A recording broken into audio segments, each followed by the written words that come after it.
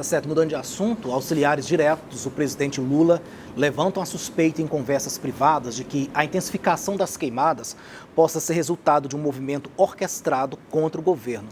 A desconfiança do governo é que os incêndios têm sido iniciados por mandantes que ordenam a distância onde os focos de queimada devem começar. A ministra do Meio Ambiente, Marina Silva, já declarou que havia suspeitas de que a série de incêndios poderia ser repetição do episódio que ficou conhecido como Dia do Fogo em 2019. Dia do Fogo é como ficou conhecido uma série de incêndios florestais em Novo Progresso, no sudoeste do Pará, entre os dias 10 e 11 de agosto de 2019. À época, houve a suspeita de que os incêndios foram combinados por fazendeiros do oeste e sul do Pará como forma de demonstrar apoio ao então presidente Jair Bolsonaro, quando o governo vinha sofrendo pressões pelo aumento no número de incêndios na Amazônia.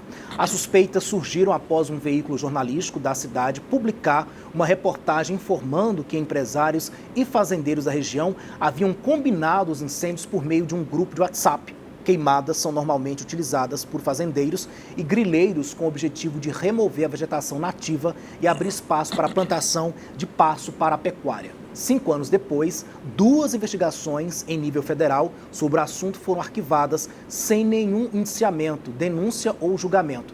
A suspeita agora é que pessoas espalhadas por diferentes estados estejam envolvidas na execução dessas ações a mando desse grupo, mas as investigações ainda estão em andamento para identificar os responsáveis e as verdadeiras motivações por trás das queimadas. Josiel Menezes, será que tem gente por trás de tudo isso aí? Tem mandantes, pessoas incitando esses incêndios? Eu acho que tem loucos e desavisados e pessoas sem qualquer responsabilidade com o meio ambiente fazendo toda essa anarquia. Agora, eu estava aqui pensando, Alex, é complicada essa situação do desvio de foco que vem acontecendo. Essa questão das queimadas é uma questão muito séria no Brasil, acontece todos os anos, mas o governo federal está tratando ela como um ponto de desvio de atenção, principalmente da questão Silvia Almeida, que acusado aí de assédio e tudo mais, o ministro do Direitos Humanos, e também da própria Macaé, que chegou depois lá com, me parece, mais de 170 milhões de reais desviados ali de merendas e materiais escolares de Minas Gerais, e apagou tudo. O fogo no Brasil está apagando muita coisa, muitos desvios de intenções do próprio governo federal. Eles estão alimentando isso é ruim. Eu acho que teria que ter sim, tem que ter muitas ações contra a questão de queimadas no Brasil, mas não tinha que ser só agora não, ela tinha que ser desde o governo anterior, desde esse governo, mas lá do iniciozinho, porque é difícil. Como que você vai identificar e falar que realmente são queimadas criminosas, como o presidente do STF disse, 100% das queimadas do Amazonas são queimadas criminosas, mas só agora que se vê isso, ou seja, é muito complicado. E dizendo que não, no Cerrado apenas 40%, porque o Cerrado realmente pega fogo. Realmente o Cerrado pega fogo, mas tem que ser tratado o Cerrado, nosso Cerrado aqui, da mesma maneira que a vegetação da Amazônia e tudo mais. É preciso se fazer um trabalho, primeiro de conscientização, inclusive nas nossas escolas, e depois de ações dos governos, municipais, estaduais e também federais, para que possa, de fato, evitar essas questões futuras. Mas tem muito desvio de foco por aí, viu, Alex? Moisés Marciano, como é que você vê essa questão aí? Inclusive a gente já tratamos dessa situação, porque tudo no Brasil agora está tudo sendo politizado, Inclusive essa questão dos incêndios. Porque foi gente do Bolsonaro agora que mandou atear fogo nessa vegetação toda, para trazer uma imagem ruim para o atual governo, para a ministra do Meio Ambiente, Marina Silva. Como é que você vê isso tudo?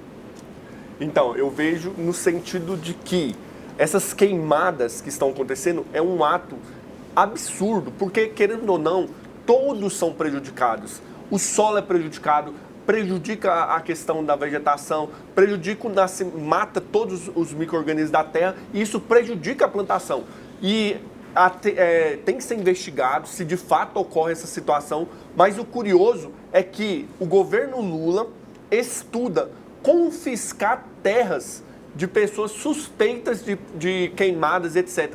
Será que são os donos das terras que estão botando fogo? E como serão essas investigações para confiscar a terra? Pense, você é um fazendeiro, se uma pessoa vai lá na sua terra, bota fogo na sua fazenda, por exemplo, aí o governo Lula está sugerindo discutir essa situação de levar o judiciário para que a sua terra seja expropriada, tomada de você, te impeça você lá na frente de continuar plantando, porque você botou fogo na sua terra. Mas será como que vai ser essa situação de investigação? Como vai ser a prova de que de fato ocorreu a queimada e por aquele fazendeiro exatamente que estará perdendo a terra? Então, isso pode ser usado como um instrumento ainda maior de política para pressionar os adversários, as pessoas que são contra, para tomar terra. Então, essa situação das queimadas, que é algo que é inaceitável, deveria ter mais políticas, mais trabalhos, mais conscientização para a população, de fato, evitar esse tipo de conduta, e o governo deveria ser mais firme, de fato, com mais políticas para combater os incêndios. Mas, ao contrário disso, se discute tomar terra de uma pessoa que pode ou não ter queimado a terra, e se foi uma pessoa que passou aleatoriamente, foi lá e botou fogo na plantação? Então, essa discussão que está sendo colocada em virtude desse debate, eu concordo com o Josiel, talvez seja uma cortina de fumaça, literalmente, para tentar tampar todo esse contexto de desvios, de incoerências do governo Lula. Tá certo, agora são 8 horas e 25 minutinhos, eu queria agora dar uma pausa só para a gente ler aqui as mensagens que vão chegando, também para os nossos ouvintes também, né, e telespectadores, muita gente ainda comentando aqui os assuntos. O professor Ramiro Bessa diz o seguinte aqui sobre todas essas situações: a nossa política saiu do aspecto de propostas para crimes e ataques pessoais. Nos Estados Unidos já tentaram matar o candidato Trump, aqui no Brasil deram uma facada no Bolsonaro. Até onde vai a nossa política? Está aí a preocupação de alguns eleitores, internautas também aqui com a gente. O Walter Manuel também, no mesmo tom do professor Ramiro Bessa, fala: a que ponto chegamos? Mais a política, o político é isso mesmo. Né, roubalheira, xingamento, agressão e baixaria. O que fazer com o Brasil? Só Deus na causa. A gente precisa também, né, José, fazer com que a classe política leve também outra imagem para o eleitor, senão fica muito difícil, fica muito complicado. É justamente convencer esse eleitor daqui a uns dias aí à urna, já que no Brasil o voto é obrigatório, né, José? Não, sobre isso é que a gente está falando. Fica difícil o eleitor, o cidadão comum, aquele que está ali cuidando, né, tendo o seu emprego, buscando o seu emprego, tentando sobreviver com aquele emprego que ele não ganha tão bem, e ver uma baixaria como essa de pessoas que estão ali disputando a eleição para ajudar a resolver os problemas da cidade. É sobre isso que a gente está falando. É muito difícil para o eleitor, para o cidadão comum entender toda essa bagunça, essa gana que tem os políticos com relação ao poder, e para isso entra na briga, né? A gente sabe que na América Latina aqui, de vez em quando, morre um político aí por causa dessas questões partidárias e tudo mais. É muito difícil a gente começar a aceitar uma situação dessa. Eu não aceito, eu acho totalmente infundado essa questão de você defender qualquer pessoa que faça agressão, independente de estar na política ou não. Pois é, o Adilson de Ponta Grossa, Paraná, sempre aqui com a gente, chama o do Datena de covarde. Temos também aqui a Orlando Silva, do setor Santa Rita, sempre acompanhando aqui com a gente. Orlando, muito obrigado, grande abraço, obrigado pela audiência. Há alguns anos os debates, os comícios eram cheios de promessas, propostas que nos dava esperança, mesmo que depois éramos enganados. Agora é só ofensas. O professor Moisés Marcione, professor não, advogado, psicanalista, desculpa. Professor também. Professor também, desculpa então. Tá certo, professor. Professor Moisés Marcione, a gente percebe também que uma das bandeiras de vários políticos é o combate à violência, mas como combater a violência se eles nos dão, infelizmente, esses exemplos? A questão é o seguinte: desde a nossa infância nós assistimos à questão de violência e nós, às vezes, não entendemos mais uma gritaria, uma ofensa. Por exemplo, esse tipo que tem acontecido nos debates é uma forma de violência também, só que é uma forma de violência verbal.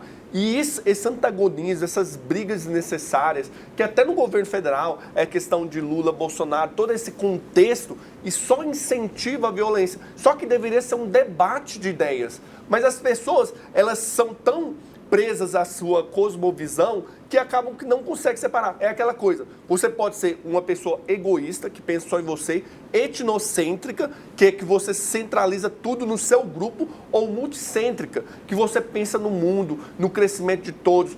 As pessoas não conseguem isso mais, elas são tão partidárias, elas defendem com tão unhas e dentes a sua cosmovisão, que coloca o outro como um inimigo que tem que ser erradicado, eliminado. Isso não deveria existir. Deveria entender que o outro tem muitos pontos positivos a acrescentar no debate, mas isso não tem acontecido mais, causando toda essa violência psicológica, essa violência física. Agora está chegando ao nível da violência física ainda maior nos debates, uma coisa inovadora que aconteceu.